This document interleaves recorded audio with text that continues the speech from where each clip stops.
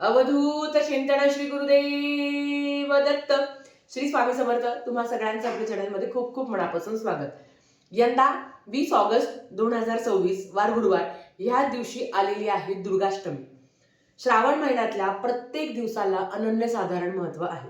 आपल्याला ज्या पद्धतीने आपण गुरुचरित्र पारायण, नवनाथ पारायण किंवा शिवलीलामृत पारायण करायचं असतं, तसंच श्रावण महिन्यामध्ये कुलदेवीची सेवाही करणं तेवढंच महत्वाचं मानलं गेलं आहे.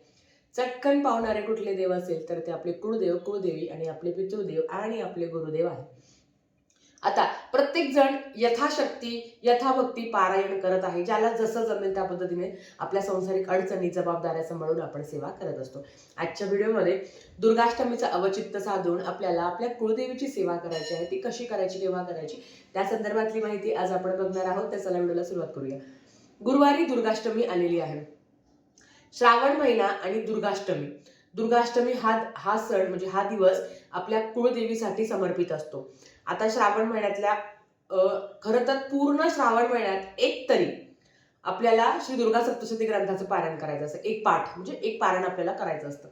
आता मग ते कधी करावं, मग तुम्ही कुठल्याही मंगळवारी करू शकता, पण दुर्गाष्टमी त्यातला अतिशय सुंदर दिवस आहे. दुर्गाष्टमीला आपल्याला कुळदेवीची सेवा करायची असते. आता बघा, 20 तारखेला दुर्गाष्टमी आहे, तर काय सेवा करायची? तर शक्य असेल तर 99% ह्या दुर्गाष्टमीलाच तुम्ही, कारण नंतर जेव्हा काय म्हणतात, कृष्ण पक्षातली जेव्हा दुर्गाष्टमी, तर तेव्हा गोपाळकाला असणार आहे, तर आपल्याला त्या पण सेवा असणार आहे. म्हणजे आपल्याकडनं कुलदेवीची सेवा होईल की नाही, खूप गॅरंटी कमी आहे.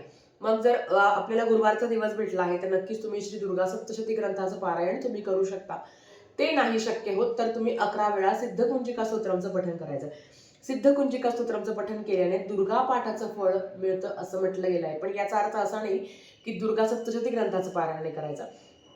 आपल्याला शक्य असेल तर दुर्गा सप्तशती ग्रंथाचं पूर्ण सरसकट एकाच बैठकीत सुंदर असं आई भगवतीची सेवा, कुळदेवीची सेवा ह्या दुर्गाष्टमीचं अवचित्त साधून आपल्याकडनं रुजू झाली पाहिजे. नाही शक्य होत तर 11 वेळा सिद्धकुंजिका स्तोत्रम खूप सुंदर, खूप छान आहे ते. मला तरी वाटतं सगळ्या महिला ही सेवा करत असतात. आणि नसेल तुमच्याकडनं होणार तर परवाचा दिवस म्हणजे गुरुवार खूप मोठा दिवस आहे. या दिवशी तरी या सेवा तुम्ही चुकवू नका. तुमच्या घरात कुळदेवीचा फोटो असेल, मूर्ती असेल, टाक असेल, तर आवर्जून कुमकुम अर्चन करायला विसरायचं नाही. कुमकुम अर्चन. तुम्हाला माहिती का, दुर्गाष्टमीला आपण आपल्या मुख्य दरवाजावर 64 योगिनी यंत्र लावतो, जे दुर्गाष्टमीला लावायचं असतं. आपण काय करतो, एकदा लावलं की वर्षभर त्याच्याकडे कोणी बघतही नाही. मला सांगा, आता समजा एखादा मोबाईल आहे, तो 100% चार्जिंग केला तर आपण जेमतेम तो 1-2 दिवस चालेल. नंतर तर त्याला चार्जिंग करावीच लागते ना आपल्याला.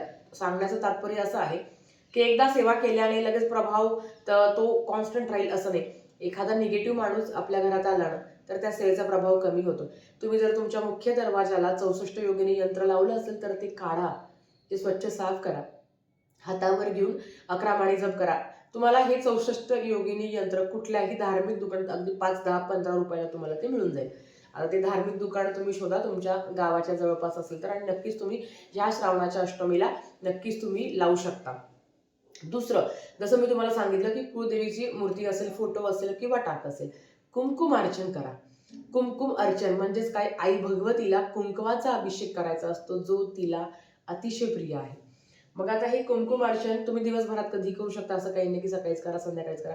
आपण माता लक्ष्मीची सेवा करतो ना, तर कुळदेवीची पण सेवा झालीच पाहिजे. शुक्रवारच्या निमित्ताने आपल्याकडनं खूप छान छान सेवा घडत आहे, आणि ते करून जे छान म्हणजे जे प्रसन्नता वाटते ना, ती कशातच नाही आहे.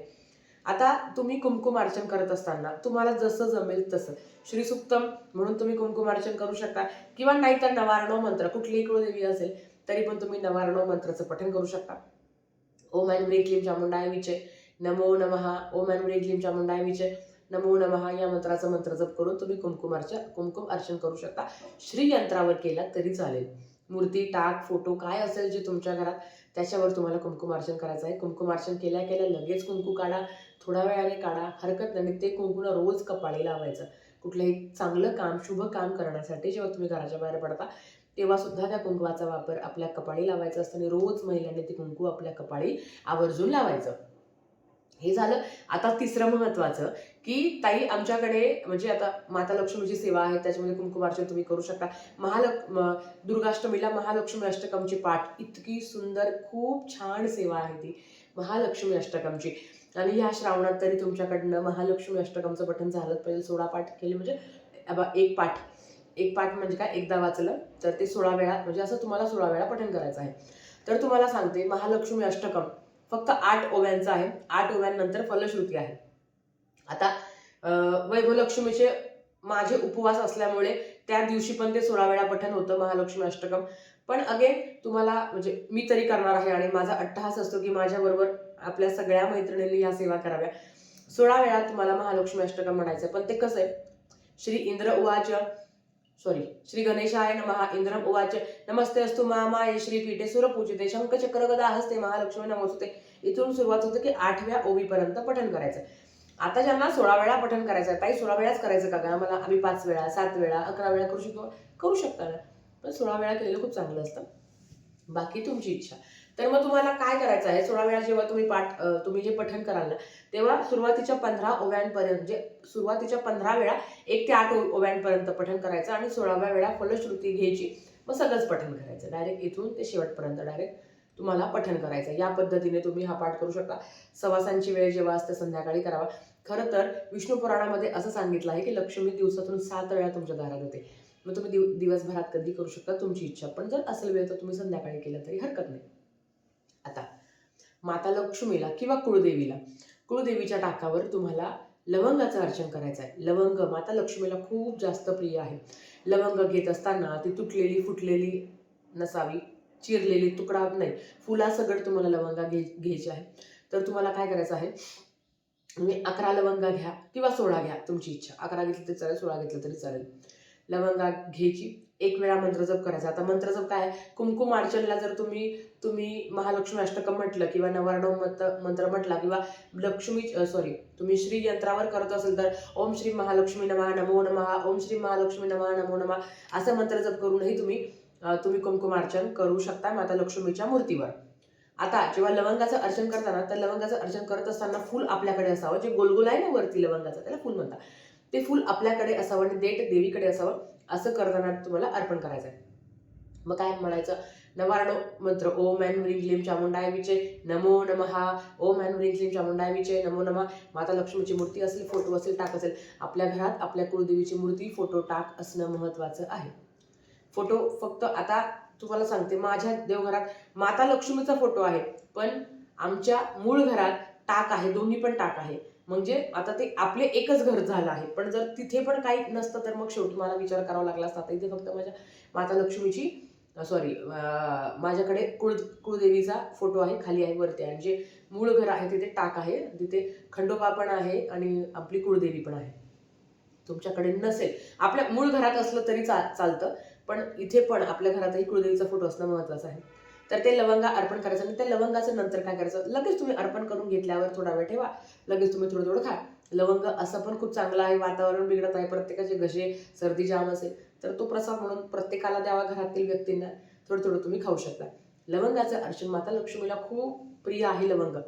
काही ठिकाणी दुर्गाष्टमीला लवंगाची माळ पण अर्पण केली जाते.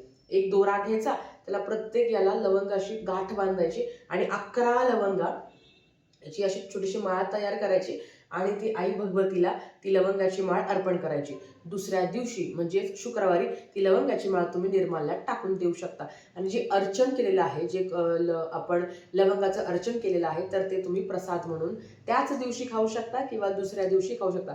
आता गुरुवारचा उपवास असल्यामुळे तुम्ही दुसऱ्या दिवशी पण ते रोज एक थोडं थोडं थोडं खाल्लं तरी हरकत नाही. या पद्धतीने म्हणजेच काय, आपल्या शरीरासाठी सुद्धा चांगलं आहे आणि आपल्याकडनं चांगली सेवा सुद्धा घडते. नक्कीच ही सेवा प्रत्येकाने करावी. आजच्यासाठी फक्त इतकंच. झालेली सेवा स्वामींच्या चरणी, माता रेणुकेच्या चरणी मी रुजू करते आणि आजचा व्हिडिओ इथेच थांबवते. आवडला असेल तर लाईक, शेअर, सबस्क्राईब करा. भेटूया परत अशाच एका नवीन व्हिडिओसोबत. श्री स्वामी समर्थ.